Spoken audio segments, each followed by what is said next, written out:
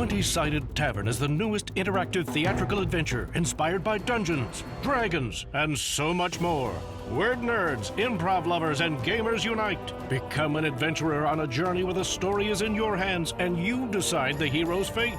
The Chicago Tribune raves this show celebrates fantasy gaming, innovative, interactive, improv insanity. Assemble your party and join the quest at the Broadway Playhouse now through January 15th. For tickets, visit BroadwayInChicago.com today. Hey everybody, welcome to the Dungeoncast. I'm Brian. And I'm William. This is the podcast where we talk about everything Dungeons and Dragons. And today we are covering Ice Devils. 1, 2, 3, 4. Shout out to Welcome, adventurers, to the Dungeoncast. Hey, Brian. William, it's cold outside. It is. We are getting around to the coldest time of the year. There's so much cold shit in hell. There's a lot of cold things in hell. What It's is true. it, like 20% ice? Little less? I think it's a little less. I say 15% ice. 15% ice down there. What the fuck is up with that? Hey, man, it's, I don't know. They got everything in hell. They do. They got a little bit of everything, and it's all bad. So, like you were saying, it's getting to the coldest time of the year up here in the northern hemisphere, at least. Remember, it is summertime down in the southern hemisphere. And I'm going to be honest, I'm a big fan of the cold. I like the cold. Mm-hmm. And you know who else is a big fan of the cold? Josh Freeland? Yes. Friend of the show, Josh Freeland? He is. That wasn't who I intended, but that is a true statement. No, some fiends are. Oh, okay, some yeah. fiends. Specifically Ice Devils. Mephistopheles. He's neither a fan nor a detractor of the cold. He just happens to live in it. And the other guy hates it. What the fuck was his name? Levistus? Levistus. I don't know if he hates the cold, but he hates the iceberg he's trapped in. Yeah. He hates it by association, I think. Absolutely. That would be kind of interesting if, we move along the timeline of hell in 6th or 7th edition or whatever down the line. Levistus breaks out of his prison, and in his rage for being in prison for so long, he has this hatred of the cold and changes the realm of Levistus from a realm of cold into the opposite, back to a realm of heat. Melts that. He global warmings that shit to smithereens. Absolutely. Ooh. But back to Ice Devils. Ice Devils, which I don't even think we said that this episode is Ice Devils. No, we've said it 3 times. I've said it 3 times. Oh, I haven't. No, yeah. Welcome to Ice Devils. Yeah. It's official now. So these high commanding officers of the Blood War are second to only the pit fiends in the hierarchy of the 9 hells. Found most commonly in the cold layers of Stygia and Cania.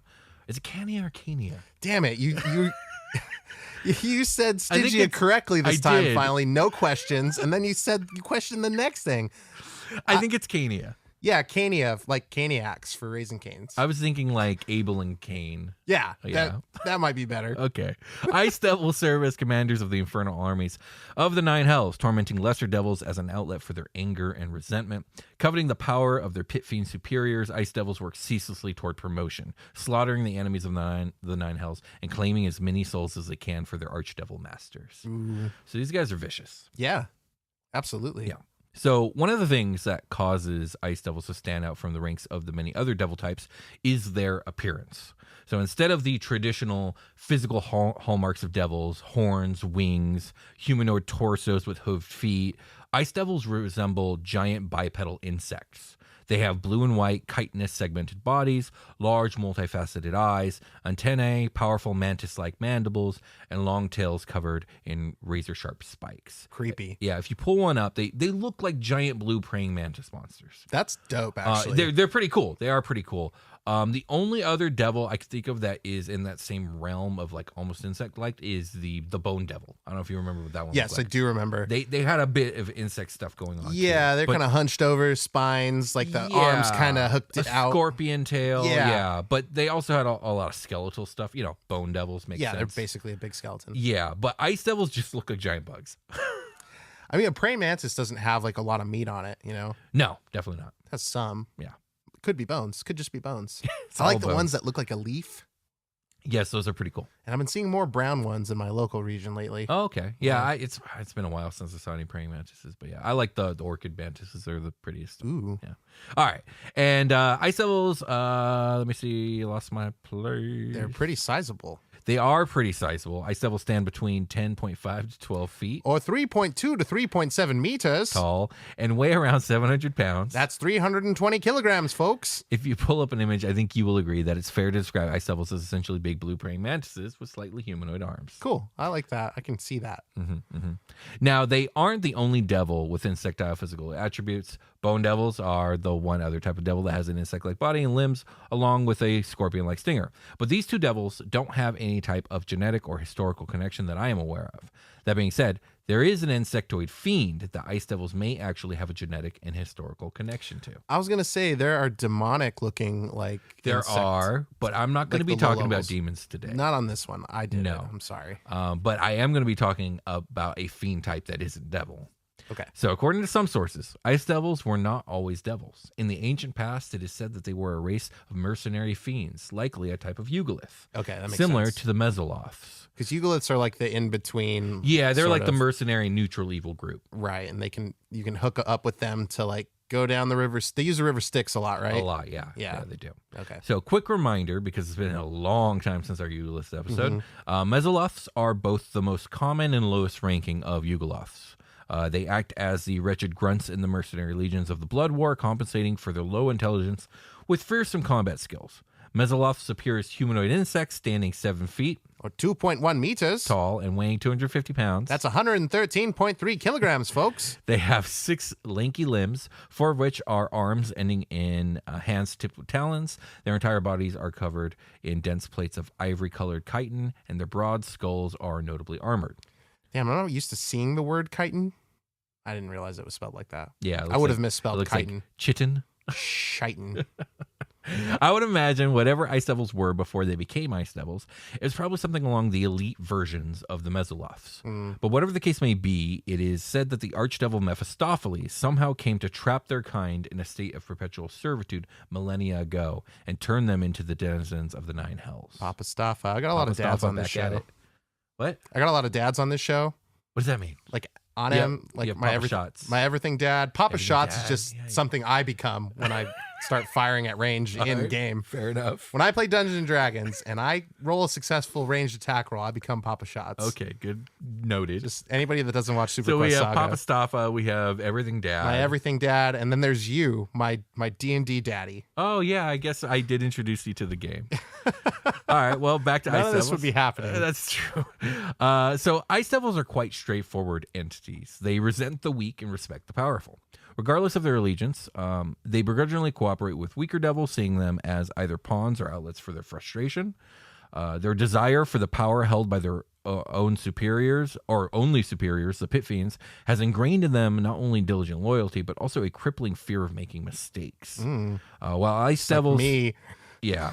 While Ice Devils still scheme to obtain souls for their masters, they avoid complex plans and attempt to delay the resolution of their more uncertain schemes until after they are promoted, if they can help it. And that is unlike me. I just fucking do shit and hope just it go works for out. it. Yeah. So Ice Devils tirelessly pursue promotion, faithfully accomplishing their missions and collecting as many souls as possible for their masters. Due to their powerful ambition and capability, Ice Devils are heavily relied on and trusted by those they serve. The Fortress of Malshim is a great example of this. Also known as the Citadel of Hell, Malshim is an infernal fortress city found in Nessus, the deepest layer of the Nine Hells, and is the home of Asmodeus himself. Malshim. Malshim. God, it's been so long since the Asmo episode. I know. don't remember that. We did talk about it, yeah, but I hardly remember it too.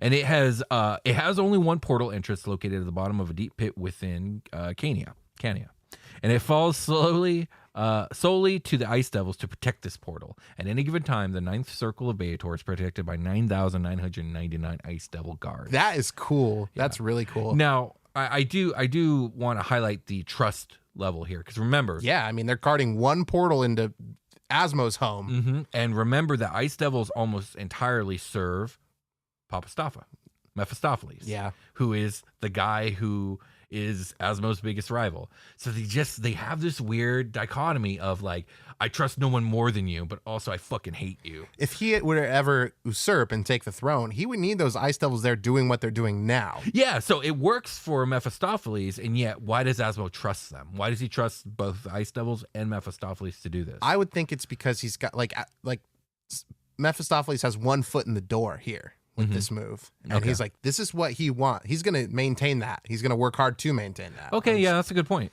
I that's think what so. I think. Because Mephistopheles is he's weird. He's a weird dude. He's a weird dude. He's a weird dude. There's nothing else I can say after that episode. Is like, okay, well, he's kind of just strange. Like, he He's kind of needs a weirdo. Asmo. He does. needs him, but he doesn't want him there. Yeah. But he needs him.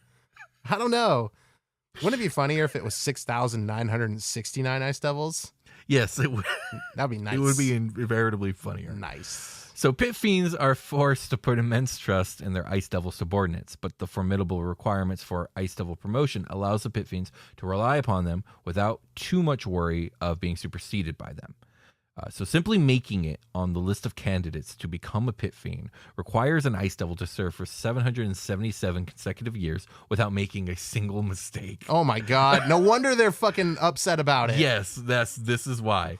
With most having to repeat the qualification process over 9 times before they can even get it. Christ. So that's an extraordinarily long time. That's so long. Almost 10,000 years. And when an ice devil finally does earn their promotion, they are subjected to the hellfire of the pit of flame, experiencing 1,001 days of excruciating agony before being reborn as a pit fiend. My Siri just activated on my laptop. It did. That was weird. You heard it? I did. You had that look on your face, so I got quiet, and then I heard it. Yeah. It searched some weird shit. Wonder what I said. It was something about the 1001. I've tried to turn Siri off on this machine several times and I can't. I'm not sure what that's about. That's too funny. But that's frustrating. Fuck you, Apple. I'm probably cutting this out. Okay. Probably. I hope so. If I remember. But it's okay if you don't. All right, back to Ice Devils. So Ice Devils are both leaders and soldiers, a unique position among devil kind, and are almost exclusively responsible for commanding infernal troops.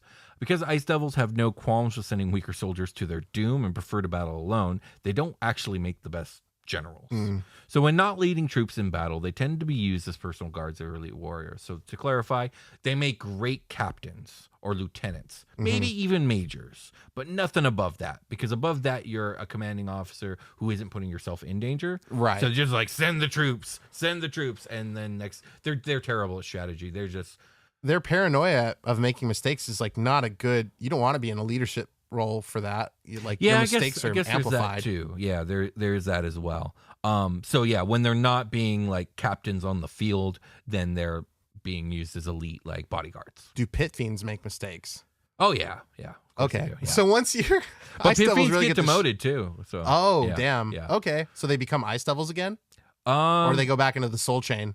I think it would be go directly down one rank, but I mean I'm sure there are many who have been sent all the way back down to the bottom for whatever reason. Do you remember that show from the 70s, Soul Chain? No, It's like all the pit fiends were like dancing and they were playing music like.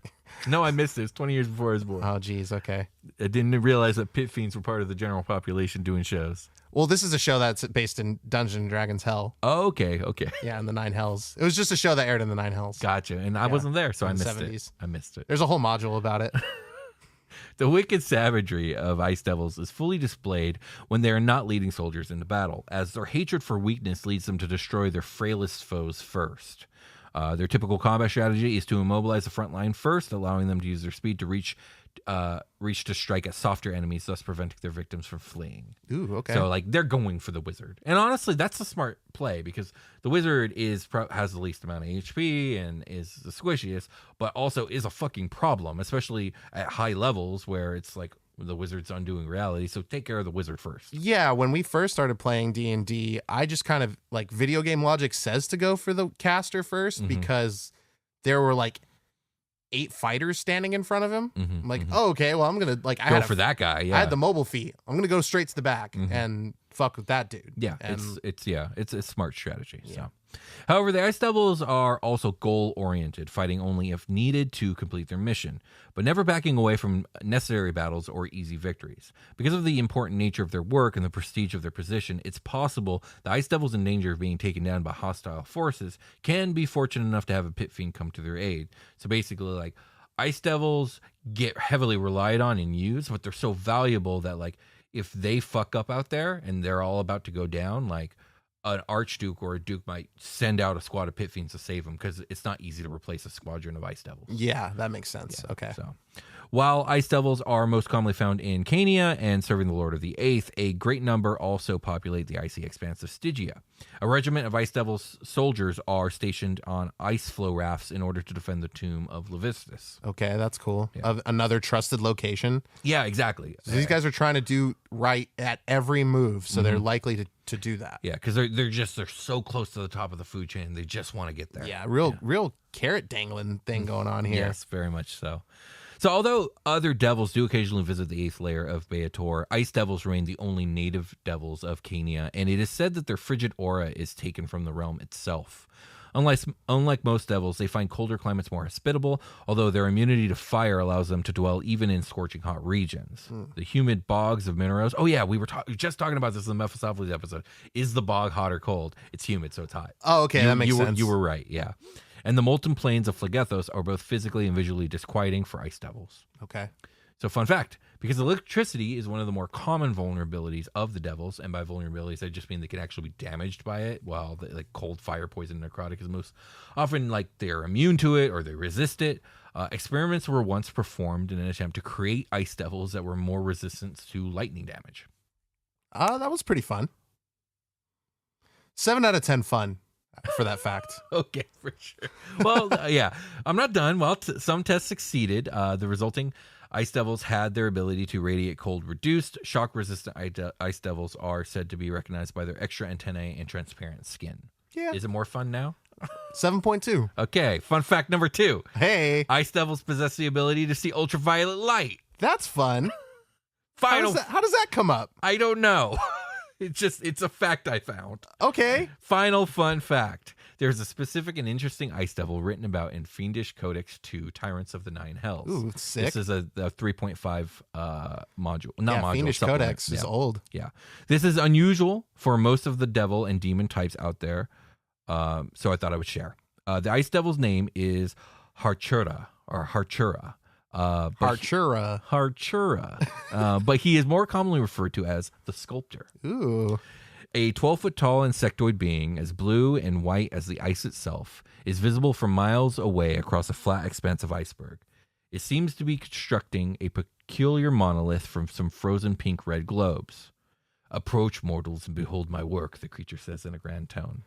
Is that the end of the fun fact? No, it keeps going. Okay. It keeps going. When not traveling to various material plane worlds to engage foolish mortals in Faustian pacts, Harchura, the ice devil, achieves inner calm through its artistic endeavors. Here, on a blasted and desolate patch of Stygian ice, the devil eternally builds, alters, and rebuilds a teetering, multi-armed obelisk from frozen blocks. Up close, these blocks are identifiable as the icy heads of dozens of dead humanoids.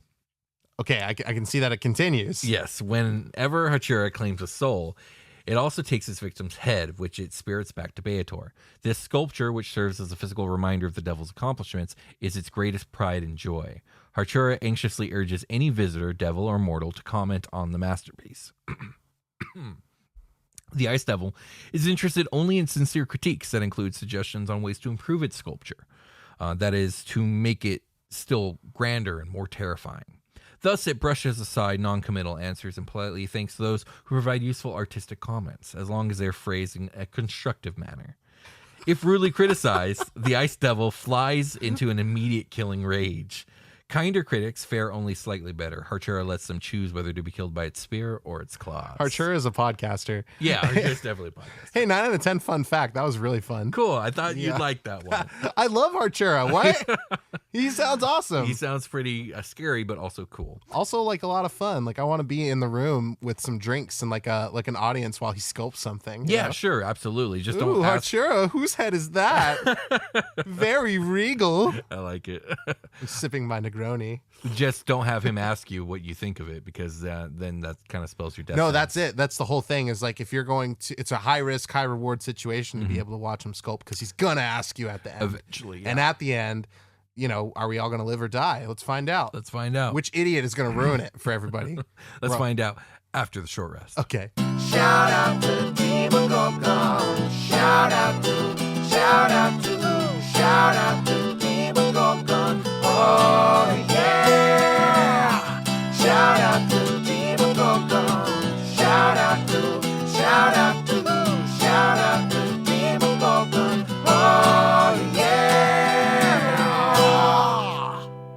We've returned. Indeed, we have. We're fucking back.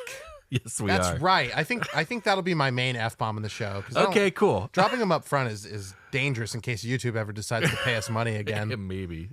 You support the show because you're listening, so thank you, first and foremost. Indeed, thank you. Really appreciate it. It's the best thing you can do is to be here and hear my voice and Will's voice, so thanks a lot.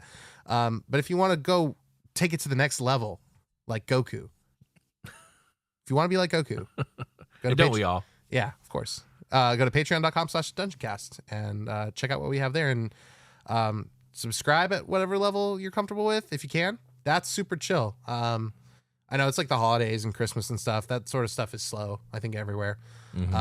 So the people that have come in, thank you guys so much. It means a lot this time of year, especially.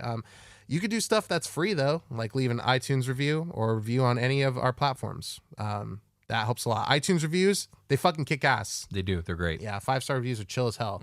Let's talk about Ice Devils. I have a stat block here, William. All right, let's do it. Ice Devils are large.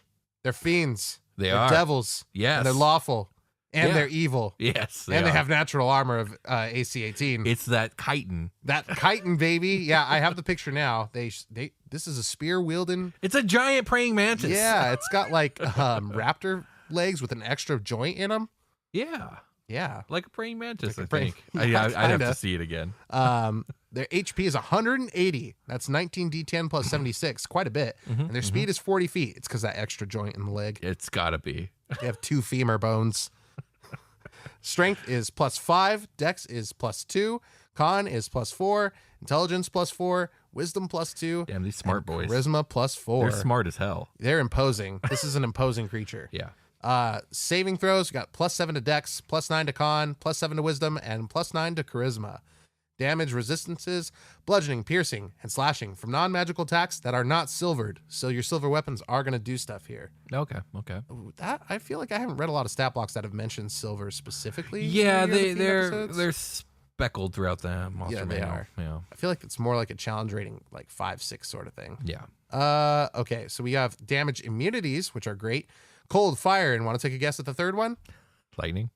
Nope. No acid. Nope. Poison. Yes. Good job. Why did it take me 3? That should have been my first one. I really thought you were going to say poison. I'll give you the guess at the condition immunity. Cold. Nope. Poison. Poison. Okay. Good job.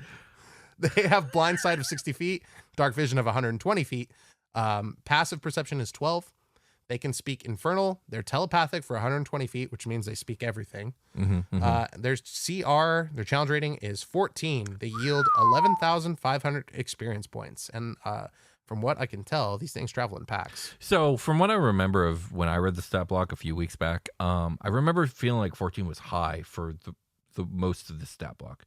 I wonder if you're going to feel the same way. If 14 is too high? Or Yeah, if just for the high- challenge rating. Yeah. Because even whenever I think of an ice devil, I'm like, oh, yeah, that's about a 9 challenge rating. But then I look at the stat block and it says 14. But then I look deeper at the stat block. I'm like, this doesn't feel like a 14. The actions are really what's going to make it pop or not. The stats, yes, they're there. The Yes, 14 yes. makes sense for the stats. Yes. Proficiency bonus is a +5. Yes, this stacks up to like a level 20 character in terms of statistics. So like a strong one at that. Sure. We got Devil's Sight. Magical darkness doesn't impede Devil's dark vision.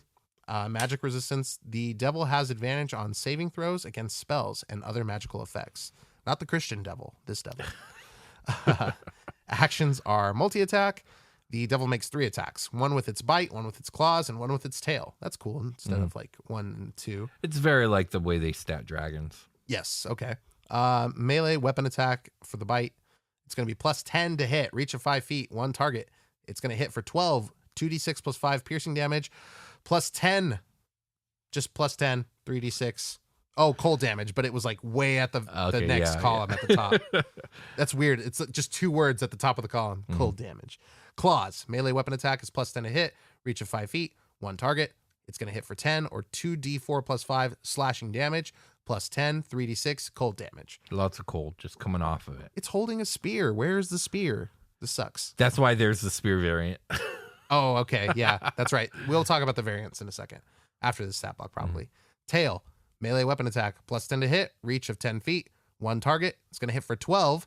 That's 2d6 plus 5 bludgeoning damage. +10, 3d6 cold damage. It can also make a wall of ice. And that's on a recharge for, a D6, you roll a 6. That'll recharge, not 5 to 6. The devil magically forms an opaque wall of ice on a solid surface it can see within 60 feet of it. The wall is 1 foot thick and up to 30 feet long and 10 feet high. Or it's a hemispherical dome up to 20 feet in diameter. When the wall appears, each creature in its space is pushed out of it by the shortest route. The creature chooses which side of the wall to end up on, unless the creature is incapacitated. And then I guess the DM chooses. Okay, that's rough, because I was immediately thinking, like, okay, you have like 3 or 4 of these things, right? They all do their wall thing at once, right? To create like a circle. Fuck. But if the creature chooses which side they end up on, that's kind of lame. Well, that's only if it's in the space, the wall, that 1 foot thick of space. Okay. Like okay. That makes sense. You would encircle them. Yeah, if it's going to go through your space, then you choose, like, okay, I'm going to get behind the wall, or I want to be inside it. Yeah, okay. So that's cool. If you're incapacitated, I think the DM will probably choose at some degree or like randomly do it. It doesn't specify here. The creature then makes a DC 17 dexterity saving throw, taking 35 or 10d6 cold damage on a failed save, or half as much on a success. I mean, that's a pretty good reason to want to actually put it in their space. Yeah. Yeah. The wall lasts for 1 minute or until the devil is incapacitated or dies. The wall can be damaged and breached. Each 10-foot section has an AC of 5, 30 hit points, vulnerability to fire damage, and that would be double damage, right? Mm-hmm. And immunity to acid, cold, necrotic, poison, and psychic damage. That wall don't got a brain. Makes sense. How tall was the wall? Was it 10 feet or 15? How tall is the wall? 10 feet high. Okay. So it seems like this is more of an obstacle. Like, you would want a few ice devils, at least 3 to 5, to all do this at once and just really just fuck up the battlefield and force the players to spend turns dealing with these walls while maybe some flying enemies are attacking them. I would be a pain in the ass with this ability. I would put up a wall, and then when somebody break through it, the next one would put up a wall in the same spot, and then you'd be back. Or you can get on the other side, but then I'm going to be stacking walls, baby. Yeah, I'm thinking like a huge hash, like crisscross of just wall. You could do that too. Yeah, make it like a little labyrinth. Or you can make these domes. Like the dome is cool. Like, the dome is cool. Dome is always cool. 5 domes all back to back. Yeah, little domes inside of bigger domes. Where was I? Oh, we did the deck save. Okay, the wall lasts for 1 minute until the devil's incapacitated or dies. I read that part too. Psychic damage. That's where I left off. If a section is destroyed, it leaves behind a sheet of frigid air in the space the wall occupied. Whenever the creature finishes moving through the frigid air on a turn, willingly or otherwise, the creature must make a DC 17 Constitution saving throw, taking 17 or 5d6 cold damage on a failed save, or half as much damage on a successful one. The frigid air dissipates when the rest of the wall vanishes. So your sorcerers and wizards are going to be busy. Okay, so let's go over this frigid air thing again. So this is the wall causing the frigid air? Yeah, if it gets broken, it leaves a space of frigid air behind. Okay, now does broken mean like if someone with a weapon tries to break it? What if you hit it with a fireball? Is that broken? Yeah, I think so, because Okay. it has an AC of 5, each like 5-foot panel, and then 30 HP? HP. So if you hit it with a fireball, you only have to do like 15 damage worth to break it, right? Okay. So that would multiply to 30. Okay, and then it's going to release the frigid air. And then there's going to be frigid air. Okay. Yeah. It doesn't say like fire makes the frigid air not happen. The frigid air dissipates when the rest of the wall vanishes. So you have to obliterate the entire wall to make the frigid air go away. Okay. So no matter what happens, there's going to be this line of frigid air, or dome of frigid air. This also forces the player to use something maybe bigger than just a normal attack in order, because you get punished if you don't break the wall in one go, right? I would think so, yeah. So like it kind of forces the paladin maybe use a level 1 smite to get over that 30 threshold. Yeah, you're gonna want to break that wall. Like, see, it's hard because I don't know what the combat all looks like and what the terrain is. Because you could be box canyoned and bottlenecked, and like that's bad. That's true. This could be This could be very bad. This could be very bad. If you're just like encountering these out in like a flat space, that's probably the best case scenario. Right, but yeah, in a box canyon or like pressed up into a bottleneck. Like imagine they just lay down a wall in front of you and then slowly bring another wall closer until there's no space for you guys. Now it's every wall has 2 sides, Will. Confucius said this. Yes, it's true. So like they can't go through the wall to attack you. No, because this is a melee fighting creature. Yes, it is. Other than this wall. With that intelligence level, like I feel like there should definitely be a spellcaster variant, but I don't think there is one. Yeah, that's fair. Let me actually go back to that was the whole stat block. So I don't know. Their boss should be in the like mid to upper 20s, like 23 to 27 challenge rating, like their big boss, yeah, but like their direct superior, a pit fiend, would be challenge rating 20. Yeah, okay. Yeah. So this feels okay to me, challenge rating wise. Right. Let me go to there's the Ice Devil Summoner variant.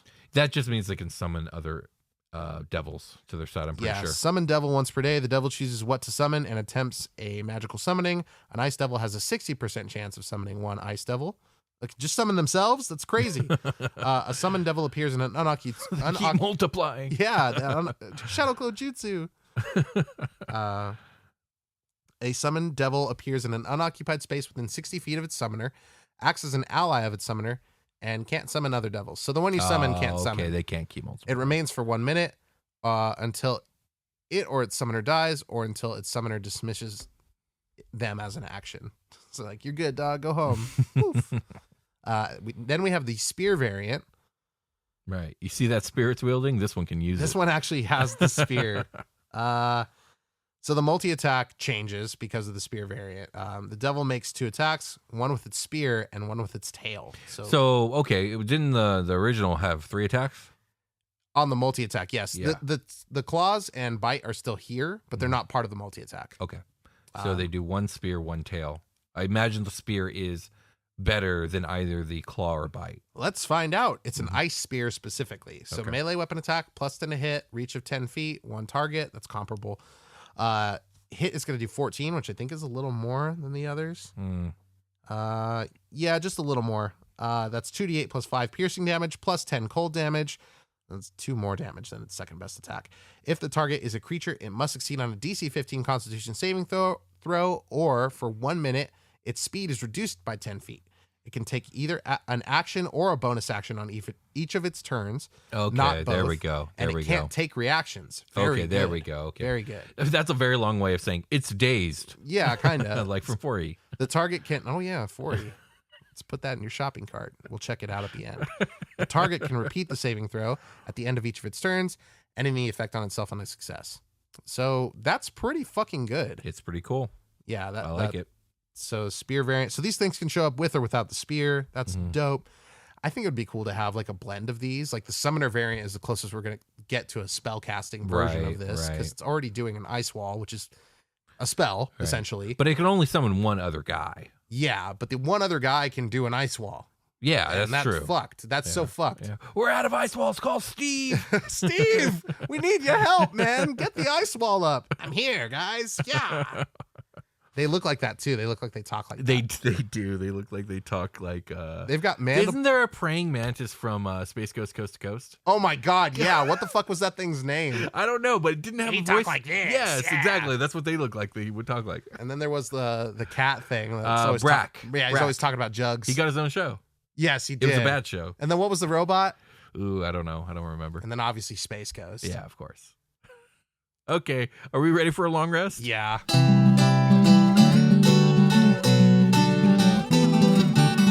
Shout out to Demon Gorgon. Oh, yeah. Hey, everybody, welcome to the long rest. This is the part of the show where we fuck off. Stop talking about Adult Swim. We fuck around. I know, we broke and we talked about Adult Swim for like 5 to 10 minutes. Yeah, that Space Ghost Coast to Coast got the conversation going. Yeah, then we talked about Aqua Teen, then we talked about C-Lab 2021, and then we talked about... But we didn't talk about Venture Bros, which is the best show. We should have brought that up. The best show Or Adult what's Swim the ever metal did. one? Metalocalypse. Metalocalypse. The other best show It's a they very ever good did. show. Yeah. I actually really like that It's show. a fantastic It's show. fucking stupid and funny. It's fantastic. It's so good. You Back to remember that longest. episode of Aqua Teen where they all have they have like the bad guy meeting on the moon?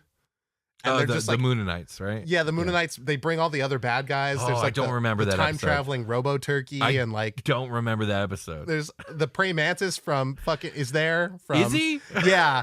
Is the guy who summons a super mega ultra chicken? Is he Yes, yeah. Wait, no, I don't know if that guy's there or Super not. mega ultra chicken. No, he is myth.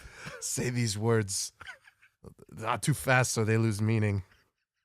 That character's kind of sus, actually. Adult Swim was wild. It was a wild time. It was a wild time. Late night, 12-year-old Brian just kind of fucking getting mind bogged by shit his parents didn't know he was watching. Exactly. Anyway, thanks for listening to the show with us. Will would like to put a disclaimer on this episode about Balrogs and Pit Fiends. Not Balrogs, Balors. Balors and Pit Fiends. Yeah. The Balrog is from Tolkien. Yes, which the Balors blatantly Sorry. rip off of. So that episode obviously didn't come this year, and I'm sorry, guys. We meant for it to, but between me getting sick in late October and an emergency episode being recorded by special guests Jake and Brian, and then the Unearthed Arcanas kind of taking up. Yeah, we priority decided slots. to do the Unearthed Arcana thing as like, okay, I think we should prioritize these. Because they're fresh and they're now time sensitive. Yeah, they're time sensitive is a good way to put it.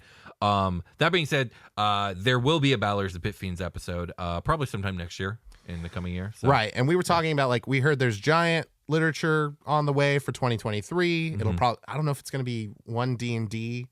It'll probably be one D&D related. Probably. Well, I don't think so because they said one D&D. They're going to continue playtesting it until late 2023, and we won't see anything official until 2024. Yeah, but the books that they're making now, like Fizzbands, those are going to be applicable in one D&D. So like it'll be in the same vein as the Mordenkainen's Monsters of the Multiverse or Tasha's. I think what I'm trying to say is it'll be canonical to whatever happens next. Theoretically, according to what they've said, yes. Yeah. That being said, I will issue my own personal subjective view of they say that shit all the time and it's never true.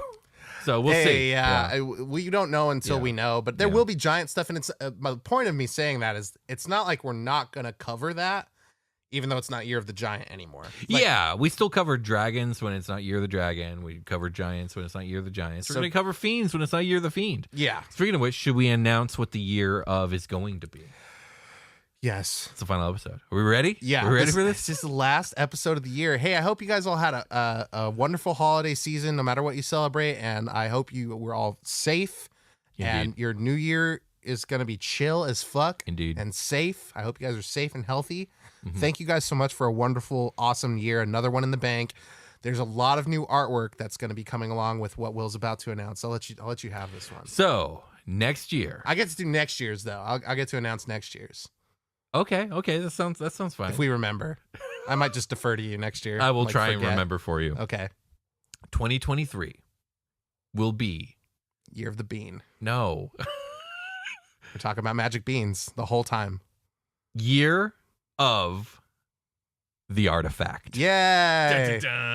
So year 5 in the Dungeoncast Zodiac. Yeah, check it out. Look at all these disappoint. Look at you. You I see the look on your face. You're all disappointed because it wasn't the thing you guessed in the Discord. I saw what you were all guessing. No one Wrong. guessed it.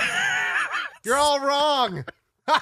That's hilarious. Yeah, no one was close. I didn't think anyone would be though, because we zigged when everyone expected us to zag. Like my brother and me in 2017. Yeah, exactly.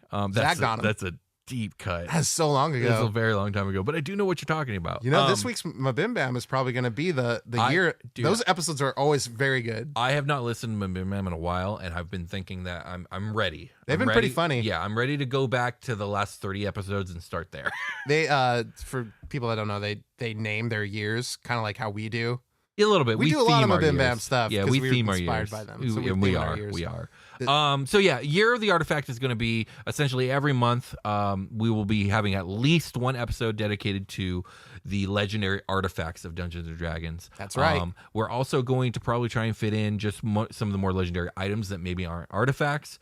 But if you're thinking a big artifact, you know, the Hand of Vecna, the Sword of Cass, you know, the Rod of 7 Parts. Like, these are the things that we're going to start covering because these things got a lot of lore. And, like, D&D is monsters, and it's dragons, and it's dungeons, but it's also items and treasure and loot. And so we're going to talk about it. Siri activated when you said artifact again. What the fuck is up? It doesn't. That's interesting. It doesn't come on, like, Ever. for so many episodes in a row, and all of a sudden I'm just, like, Interesting. didn't hear shit you said because Siri's like, this is what I found on artifacts and 2022, baby. It's okay, Brian. I was speaking to the audience.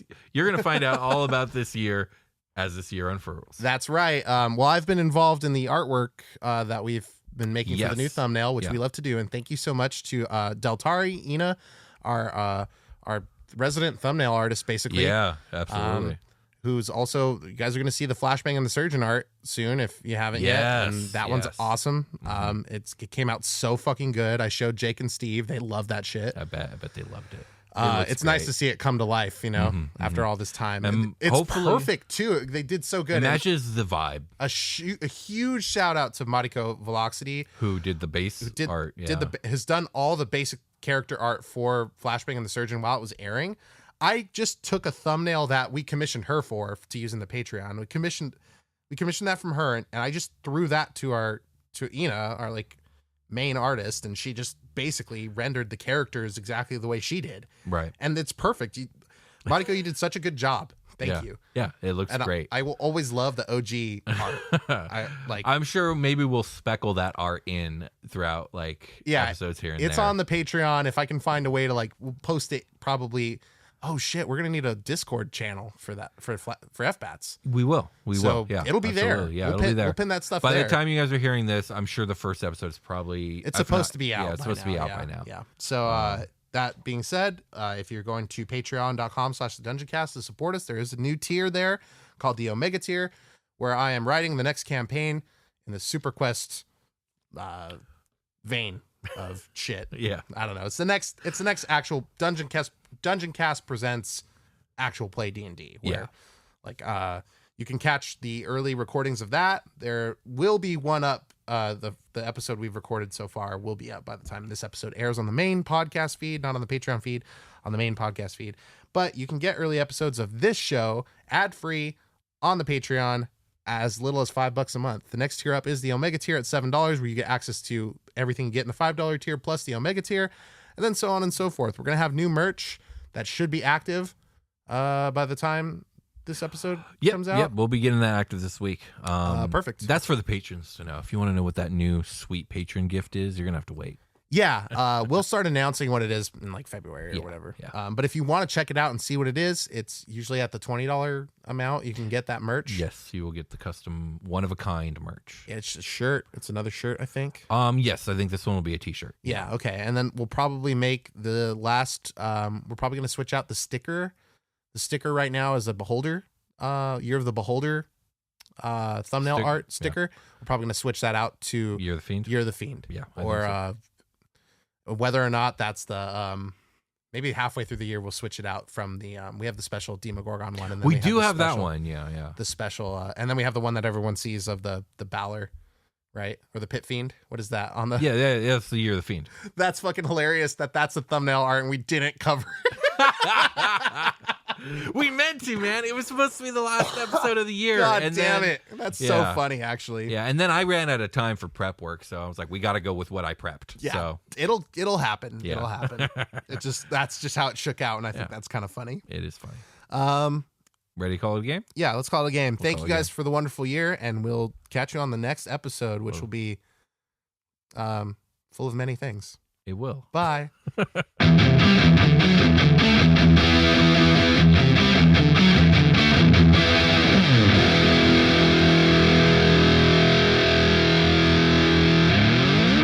The Dungeoncast.